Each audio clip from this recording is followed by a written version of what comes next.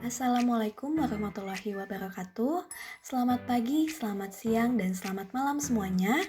Kami dari kelompok 5 akan mempresentasikan mengenai tugas akhir statistika 2, yaitu analisis pengujian dua rata-rata sampel berpasangan non-parametrik atau uji Wilcoxon, yang beranggotakan Sylva Nur Aulia dengan NPM 100520225, Ratu Mutiara Hakim dengan NPM 100520227, dan saya sendiri Utari Mahesti dengan NPM 100520234 dan Anggita Octavia Nur dengan NPM 100520236.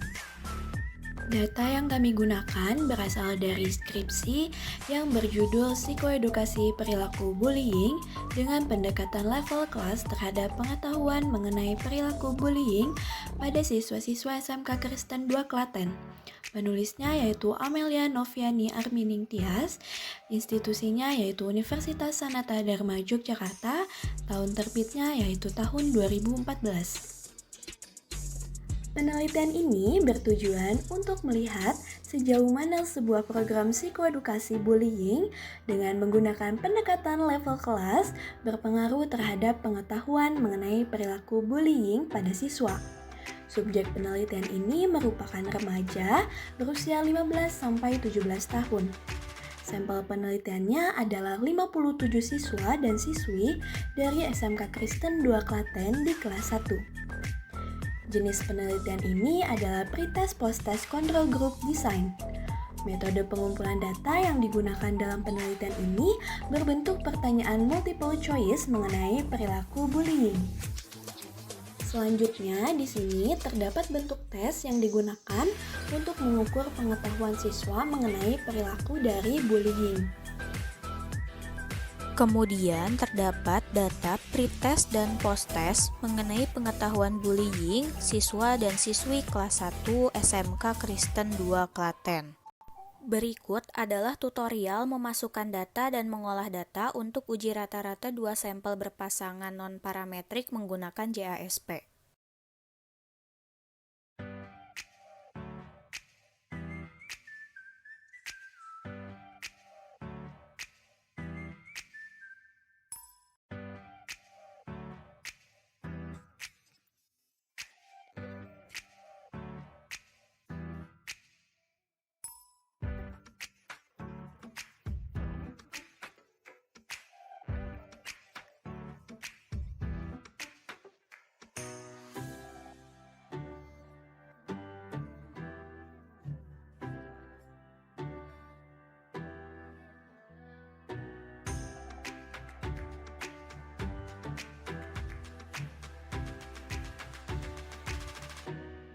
Selanjutnya, terdapat analisis dan hasil berdasarkan data yang telah diolah di JASP.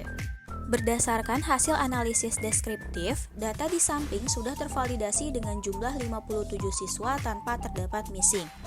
Untuk identifikasi data, variabel pretest termasuk ke dalam jenis data kuantitatif dengan skala pengukuran interval, dan variabel posttest termasuk ke dalam jenis data kuantitatif dengan skala pengukuran interval. Untuk ukuran pemusatan dibagi menjadi ke dalam 3 bagian, yaitu modus, median, dan mean. Pada modus, nilai yang sering muncul pada hasil skor pretest adalah 3, sedangkan pada hasil skor posttest adalah 16. Pada median, pusat nilai yang membagi data hasil skor pretest adalah 4, sedangkan pada hasil skor posttest adalah 14. Pada mean, pusat data rata-rata hasil skor pretest adalah 6,491, sedangkan posttest adalah 14,088. Selain ukuran pemusatan, analisis deskriptif di sini juga mencantumkan ukuran keberagaman atau variasi, di mana nilai varians data hasil skor pretest 57 siswa adalah 23,433, sedangkan dari hasil skor posttest 57 siswa adalah 7,224. Di sini juga terdapat ukuran penyebaran, yaitu yang pertama, maksimum minimum range. Untuk hasil pretest, penyebaran nilai tertinggi maksimum ada pada nilai 18, sedangkan nilai terendahnya minimum ada pada nilai 0. Dengan begitu, kedua nilai tersebut memiliki selisih atau jangkauan range sebesar 18. Sedangkan pada hasil post-test, Penyebaran nilai tertinggi maksimum itu ada pada nilai 18, sedangkan nilai terendahnya atau minimum ada pada nilai 1. Dengan begitu, kedua nilai tersebut memiliki selisih atau jangkauan range sebesar 17. Yang kedua, ini ada juga standard deviation. Deviasi standar atau simpangan baku dari data hasil skor pretest adalah 4,841, sedangkan dari hasil skor post-test adalah 2,688. Dan yang terakhir, ini terdapat ukuran letak di mana persentil ke-25 dari data hasil skor pretest adalah 3, sedangkan pada hasil skor post-test adalah 13. Persentil ke-50 dari data hasil skor pretest adalah 4, sedangkan pada hasil skor post-test adalah 14. Lalu, persentil ke-75 dari data hasil skor pretest adalah 9, sedangkan pada hasil skor post-test adalah 16. Selanjutnya di sini ada distribution plots, di mana gambar yang sebelah kiri itu adalah diagram batang hasil dari pretest. Di sini terlihat bahwa kurva diagram batang menjulur ke arah kanan atau condong positif. Hal ini disebut skew positif, yang menunjukkan bahwa modus data hasil pretest itu berada di kiri. Artinya, mayoritas hasil skor pretest itu nilainya adalah rendah. Sedangkan gambar yang sebelah kanan itu adalah diagram hasil dari post-test, di mana kurva diagram batang terlihat menjulur ke arah kiri atau condong negatif. Hal ini disebut skew negatif, yang menunjukkan bahwa modus data hasil dari post-test itu berada di kanan. Artinya, mayoritas hasil skor post-test itu nilainya adalah tinggi. Tahap pertama yang harus dilakukan itu adalah uji normalitas. Di sini terdapat hipotesis 0, yaitu data berdistribusi normal, dan hipotesis 1, yaitu data tidak berdistribusi normal. Adapun taraf signifikan yang digunakan adalah 5% dengan kriteria uji tolakan 0 jika p-value lebih kecil daripada alfa. Nah, karena p-value yang didapatkan di sini itu kurang dari 0,001, di mana itu adalah lebih kecil daripada alfa yaitu 0,05, maka tolakan 0 terima H1. Artinya data tidak berdistribusi normal. Karena itu, berdasarkan data yang ada, dapat diyakini 95% bahwa data memang tidak berdistribusi normal.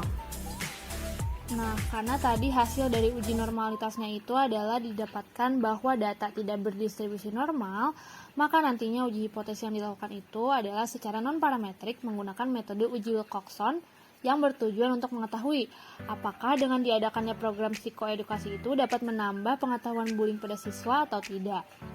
Adapun pengujian hipotesis yang dilakukan itu adalah dengan arah dua sisi karena tidak disebutkan adanya informasi ataupun arah yang spesifik. Selanjutnya, tahap uji hipotesis. Hipotesisnya, H0 tidak terdapat perubahan rata-rata pengetahuan perilaku bullying pada siswa. H1 terdapat perubahan rata-rata pengetahuan perilaku bullying pada siswa. Untuk taraf signifikan, alpha 5%. Untuk statistik ujinya menggunakan metode paired sample t-test dengan uji Wilcoxon side rank. Kriteria uji yaitu tolakan 0 jika p-value kurang dari alpha. Karena p-value yaitu kurang dari 0,001, artinya kurang dari alpanya 0,05, maka tolakan 0 dan terima H1, hasilnya signifikan. Artinya, terdapat perubahan rata-rata pengetahuan perilaku bullying pada siswa. Kesimpulan, berdasarkan data yang ada, dapat diyakini 95% bahwa terdapat perubahan pengetahuan bullying pada siswa karena rata-rata hasil pretest yang berbeda atau tidak sama dengan rata-rata hasil post-test. Lalu kesimpulan, berdasarkan hasil olah data menggunakan JSP dan Excel, dapat diyakini 95% bahwa hasil pretest itu tidak sama atau berbeda dengan hasil post-test. Hal ini menunjukkan bahwa program psikoedukasi perilaku bullying menggunakan metode pendekatan level kelas berpengaruh dalam meningkatkan pengetahuan siswa mengenai perilaku bullying, sesuai dengan hasil penelitian yang ada. Sekian presentasi dari kelompok kami, mohon maaf apabila ada salah-salah kata. Wassalamualaikum warahmatullahi wabarakatuh.